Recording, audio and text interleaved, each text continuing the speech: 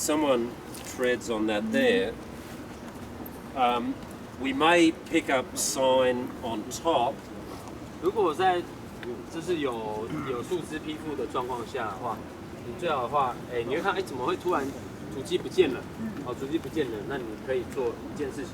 Yeah, so we may get some transfer of soil and stuff on top, but underneath those leaves in the clay is a pressure release. 那很简单啊，那因为即便你有重量，所以你踩了树枝之后，那应该会有一些压力传递到泥土上面。Yeah, so it's kind of it's useful with your stick. This one's a bit big. I tend to use something a little bit narrower, and you can just make. You want to have a sharpened point. I didn't have time to set it up, but if we have a sharp point on the end of our stick, what we can do, or you can just pick up something like this, is actually use it just to lift up and look underneath. Okay, and in fact there's a print there.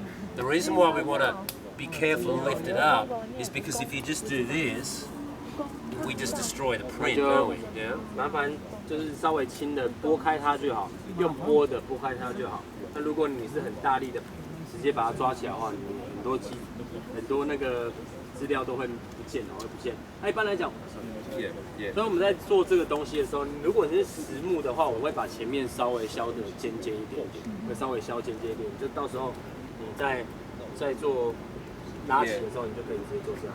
Yeah, you slide it under. 直接把它拉起来。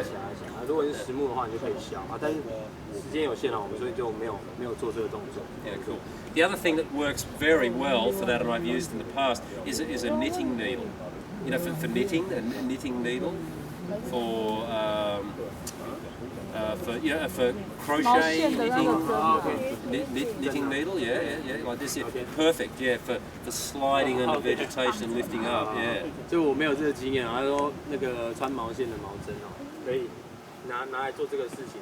Yeah. 是很好的一件事。 Or in fact, worst case, like a chopstick would work really well. It's actually a Japanese chopstick because they're really sharp, aren't they? Pointy. So there you go. 他说搞不好那个筷子也是一个很好的一个方式哦。Yeah.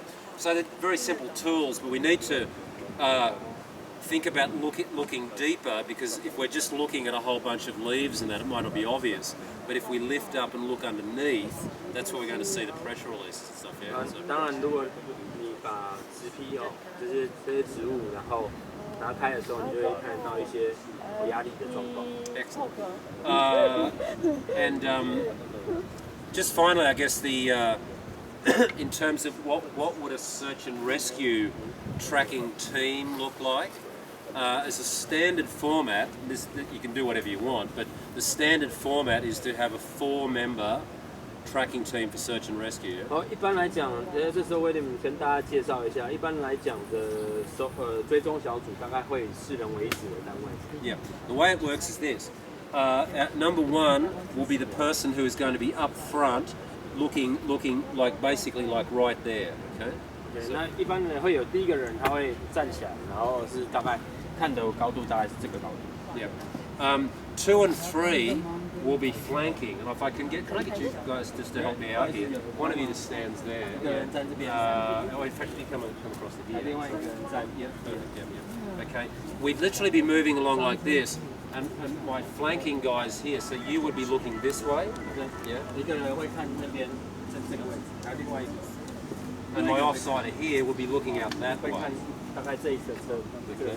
Because what happens, you see how small some of the detail is that we're looking for. If I'm looking there, like my whole world is just that, and I'm super focused on that there. 当你很专注的时候，你在很专注看的时候，你的视觉大概这样子。And when you're doing this stuff, you get so into the moment and so absorbed that there could be a signpost just there saying lost person is just here, and you won't even see it. You'll just walk straight past it like that. 那当然有时候可能会视觉疲乏，然后可是它上面写说我在这里，我在这边，那你就没看到，那你还是过了，还是穿过去。Literally. So I've got to have these 2 fellows here looking left and right. So for the stuff that I'm missing. 有人在两侧两侧做协助。That's great. Yeah, thanks, guys. Excellent. Yeah, good. I can guarantee that because on the the military course that I did years ago, we would spend the entire day doing this, and you get so absorbed that the instructor running the course, who sets the track, you'd be doing this, you'd be sort of going, no, and he's like there in front of you. You literally walk into him. 哦，就是他以他的经验来讲，他们在那时候以前在特战训练的时候，他们会发现说，因为我很认真的看地上的足迹，然后我却忽略了周围环境，所以他曾经发现说，我找足迹，然后只是找，然后教官站在他前面这样，吓一大跳。So amazing. So and then the fourth member of our team would be back here. So we've got lead tracker, left, right, and number 4 back here is doing the map reading and communications. 当然啦，第4个人的话就是这是最基本嘛。第4个人的话就是我要记录任何东西，然后可能还要读地图判读，我这个走的方向到底有没有问题啊？这个方向好像也怪怪的，还是怎么样？你要跟指挥中心回报，因为你出发了，搜索人员出发，你一段时间也要跟指挥中心回报，你到哪一个点去搜索，然后所以它的功用就是在记录跟通讯。Yeah. So the person who would be logging the track on the map and taking GPS waypoints and all of that sort of thing, they can be making logical assumptions potentially about where the person has gone as well. So if they're looking at the map, they're going, well, there's a track going down here. That there is a cliff face on the map, and there's a river there. There's a reasonable possibility they've gone that way. 哦，那很简单，如果他今天这个是一个登山步道，然后旁边又是一个墙壁，应该不会有人迷途的时候会想往墙壁走吧？唯一有可能是登山步道，也有可能会有人下切 river， 这时候你可能的选项就是这两侧。Yeah, and it's an interesting fact about lost person behaviour that's been borne out by evidence. Typically children under 5 years old, will tend to walk uphill more often than not. Adults tend to walk downhill. OK， 那就是Interestingly, 在国际上面的记录啊，叫 lost person behavior， 就是失踪人员的行为。那5岁以下的人，他们竟然是会比较想往上爬，然后但越大的时候，可能胆子就越小，然后就变得没有再往上爬，对。Yeah, that's not 100% of the time. 那当然不是100%啦。